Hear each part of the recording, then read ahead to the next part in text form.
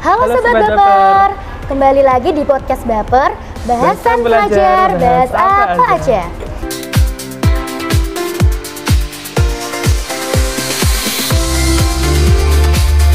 Hari ini bersama saya Nur Azizah. Kali ini kita kedatangan tamu spesial loh. Pada penasaran gak sih? Yuk kita langsung kenalan aja. Halo Kak. Halo. Boleh dong kenalan dulu pada penonton Sobat Baper? Boleh. Halo. Oke, nama saya Vido Adias Apriliano. Kebetulan saya di owner dari vendor Haidansio Fotografi. Dan saya juga menggeluti fotografi selama udah dari kelas 3 SMK ya Kak. Kalau kelas 3 SMK mungkin 2021. Udah berapa tahun ya Kak? 2021 sampai 2024, 3 Iya, tahun. Kalian 3 tahun, oke. Berarti udah 3 tahun saya menggeluti di bidang fotografer ini. Dan saya juga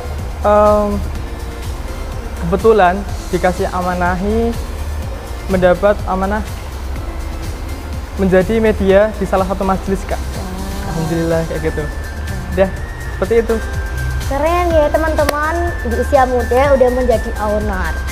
Oke, kalau boleh tahu Kak Vido itu waktu di SMK Negeri 1 Bangsri itu lulusan tahun berapa? Kalau saya lulusan kemarin waktu lulusan corona mungkin Kak. Yang tahun kedua jadinya ya 2021. 2021. Iya. Kalau boleh tahu tuh ceritakan dong Kak, gimana tuh masa-masa waktu sekolah dulu? Kalau semasa aku sekolah, kebetulan saya itu dapat amanah ya dari sekolah, dari teman-teman itu menjadi Pradana Pramuka Putra kayak gitu. Wow, keren ya sama teman-teman. Tahun itu, iya, alhamdulillah. Oke, kan yang kami tahu ini Kak Vido kan aktif di dunia fotografi. Iya. Ini tuh berbanding terbalik dari jurusan atau kompetensi Kak Vido selama sekolah. Iya. Tahu. Kebetulan saya dulu itu jurusan di OTKP. Kalau sekarang namanya apa ya Kak? MPLB kalau sekarang. MPLB ya. Oke, kalau dulu itu OTKP, itu perkantoran. Perkantoran kan bahasnya soal surat menyurat, kayak gitu ya kayak. Nah, kalau fotografi kan bergelut di bidang kayak pemotretan, nggak ada. Semasa waktu di sekolah itu nggak pernah sama sekali menyimpang Kak, kayak gitu. Tapi mungkin itu aja sih Kak. Kalau boleh tahu tuh ketertarikan itu tuh munculnya tuh dari kapan Kak? Kalau ketertarikan itu mengalir Kak, jujur mengalir. Kalau boleh cerita ini ya. Iya. Dulu kenapa saya bisa bergelut di bidang foto ini? Itu sewaktu masih kelas 3. Itu kan waktu corona mungkin Kak. Itu sambil gimana sih caranya biar saya ini tetap produktif gitu. Oh iya. Nggak di rumah cuma belajar, kan tetap ada waktu luang. Nah, saya waktu itu sambil bagaimana putar otak gimana caranya bisa mendapatkan uang. Nah, kebetulan saya tuh dapat pikiran online shop Kak. Online shop. Iya. Dari situ awal mulanya. Terus pertama kali saya coba saya pertama kali order buka open PO itu keuntungan saya sekali open PO itu sekitar 1 juta untuk pertama kali nih. Cuman kalau saya pikir-pikir kok tidak sesuai ya sama passion saya nggak nyaman. Terus kemudian setelah itu tak tinggalin. Nah, waktu proses itu Kak, saya berpikir gimana caranya produk saya ini dikenal banyak orang. Terus saya manfaatin teman-teman saya untuk promosiin dengan cara gimana? Saya buat story kayak gini. Siapa yang pengen fotonya tak editin? Itu di story WA ya Kak. Terus ada banyak teman-teman saya yang antusias. Kak mau diedit. Nah, saya bilang gini, tak edit fotomu, tapi produknya pasar ke. Nah, dengan cara itu, makanya bisa sampai dapat segitu. Padahal baru pertama kali nyoba kayak gitu. Kayak gitu Kak. Tadi kan dari beberapa jawaban Kak Fido itu kan mengenai fotografi gitu ya Kak. Iya. Kalau boleh tahu tuh pengalaman Kak Fido pertama kali waktu menjadi fotografi tuh gimana sih Kak kesannya gitu? Kalau kesannya ya Kak, Iya kesannya. kita tuh kalau kebetulan saya kan bergelut di bidang wedding photographer. Wedding fotografi. Iya, itu memotret wedding, pernikahan, pre-wedding. Nah itu kan otomatis di depan orang banyak ya Kak. Kita bagaimana melakukan mendirect seorang klien harus terlihat profesional, terlihat sopan, dan attitude kita dilatih di situ Kak. Bagaimanapun harus kita selalu berpenampilan menarik, terus bisa mungkin klien itu harus nyaman dengan kita gitu. layanan kita. Nah Layanan seperti itu Kak. Itu. Itu tuh Kak Fido tuh mempunyai pengalaman yang seru atau lucu gitu mungkin waktu hunting foto? Kalau malah yang saya pernah Kak, ini malah ndak lucu atau seru ya Kak. Iya boleh. Ini malah kayak komplainan dari Komplain. nah kayak gitu. Jadinya ndak terlupakan sih. Itu ya karena emang setelah saya telusuri emang dari kliennya itu kepribadiannya emang ya seperti itu. Oh. Nah kayak gitu. Setelah kayak gitu tuh Kak Fido tuh mungkin kayak down gitu mungkin saat dikasih komplainan terus punya pikiran untuk kok gini ya atau Untuk gimana gitu. iya Kak, untuk saat itu spontan kita sebagai manusiawi pasti ada rasa down. Tapi setelah dipikir kembali, justru itu ada dorongan untuk kita. Kayak Dorongan gitu. justru. Kita gimana caranya biar kita membuktikan kalau apa yang beliau omongin itu salah dan kita bisa membuktikan lebih baik kayak gitu. Sebagai dorongan, sebagai semangat gitu. Berarti justru Kak Fido ini nggak down malah itu dibuat pelajaran lagi untuk lebih baik Iya, gitu ya kayak Kak gitu, berarti. iya. Mungkin Kak Fido pernah ngalamin tantangan yang menurut Kak Fido tuh berat gitu saat mengambil atau saat memfotografi gitu?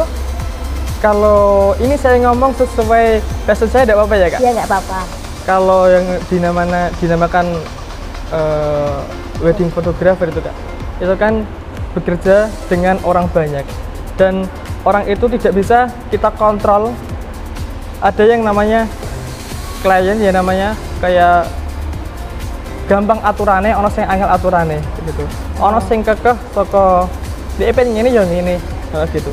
Padahal sing dipingin itu gak sesuai sama beliau kayak gitu.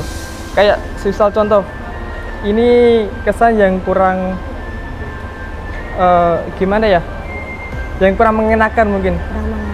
Kalau di saat motret itu ada yang kayaknya sangat juga cerewet gitu, terus ada keluarga yang sangat sulit untuk dikontrol.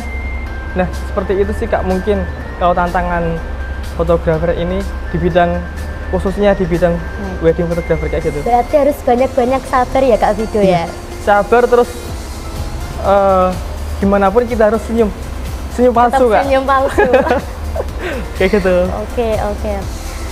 Biasanya kan dalam pekerjaan itu tidak selalu berjalan mulus ya Kak. Yeah. Ada kalanya pas kurang beruntung gitu kan, atau dapat komplain, kritik, itu cara menanganinya Kak Fido? Kalau cara menanganinya, kita kalau saya pribadi kita menerimanya aja tidak apa-apa Kak. Biar mereka ngomong apa kurangnya dari kita. Jadi mereka mau ngomong seperti ini, ya gak apa-apa, kita dengerin. Setelah itu kita koreksi diri kita sendiri. Kalau semisal emang sing diomongin itu benar dan kita salah, kita usahakan rendah diri untuk berani minta maaf kayak gitu. Minta maaf, setelah itu kita harus berbenah diri, harus bisa mengkoreksi diri sendiri kayak gitu. Jangan terlalu egois. Kalau dengan banyak orang kayak gitu, kita harus mau rendah diri. Mungkin itu sih Kak. Oke Kak. Sejauh ini kan Kak Fido sudah bergaul di dunia fotografi. Yeah. Apakah kakak sudah yakin begitu bahwa ini tuh emang passion kakak? Atau pernah kepikiran mau mencoba bidang usaha lain gitu kak?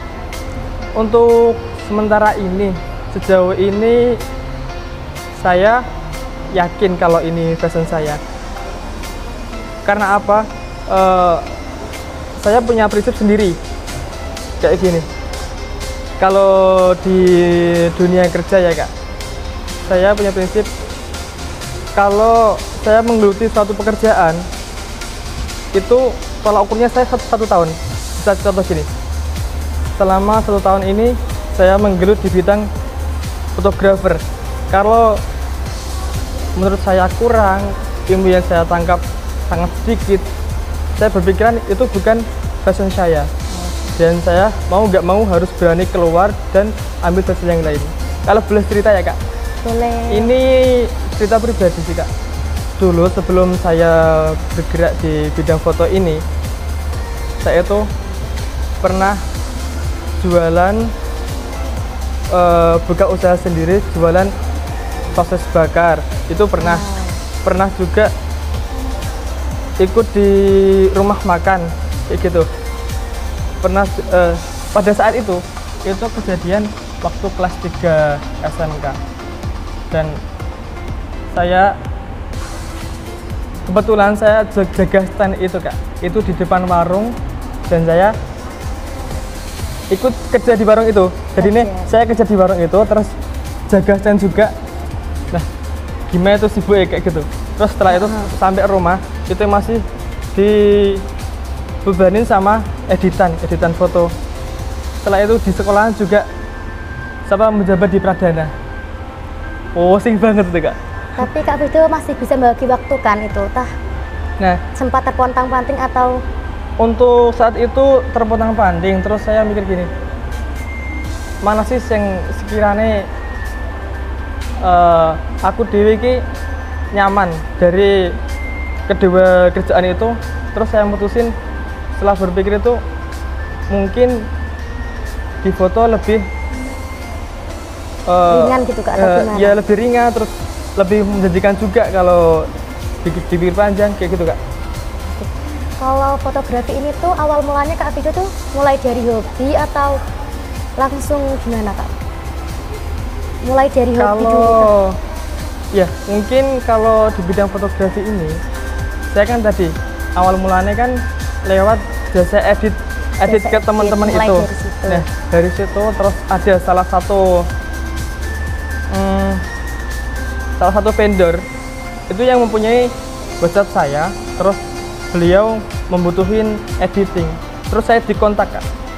Saya dikontak itu diajak join lah gitu, diajak join. Nah mulai saat itu waktu kelas 3 sambil belajar lah. Yang pertama itu lewat editing foto dulu, setelah itu baru diajak ke, kalau editing sekitar 2-3 bulan kayak saya menggelutin editing itu. Setelah itu baru diajak ngejob lah istilahnya, ngejob foto wedding. Nah seperti itu. Kemudian saya ikut beliau itu 1 tahun. Nah kayak prinsip saya tadi, kalau 1 tahun saya nyaman dan masuk ilmunya gampang, berarti itu passion saya. Setelah 1 tahun saya join di sana, kemudian saya berpikir cocok gitu kak? Cocok, ya cocok. Terus apa iya nek apa iya aku jadi fotografer?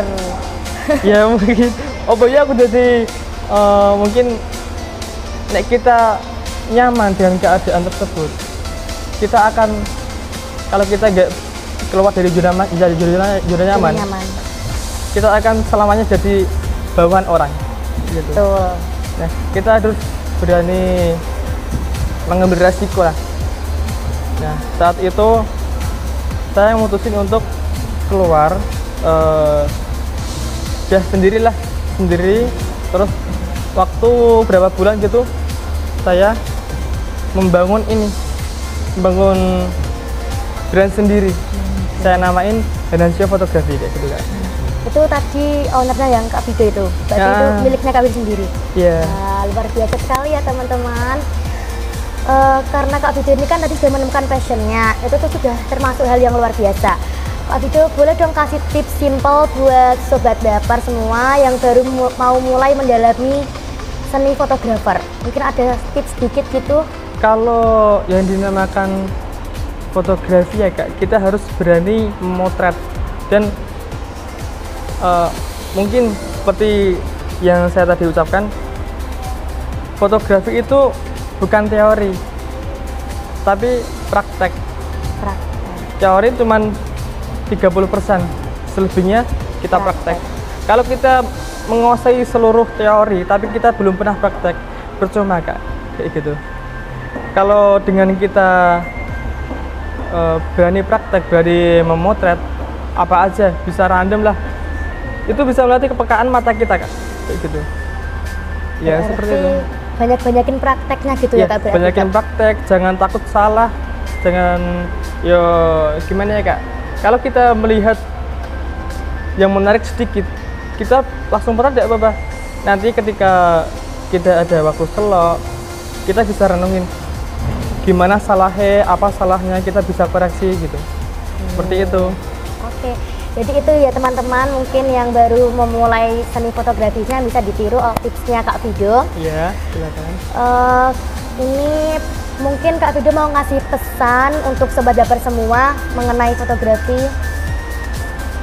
Kalau pesan ya Kak, jangan, untuk teman-teman semuanya, jangan ngandalin alat.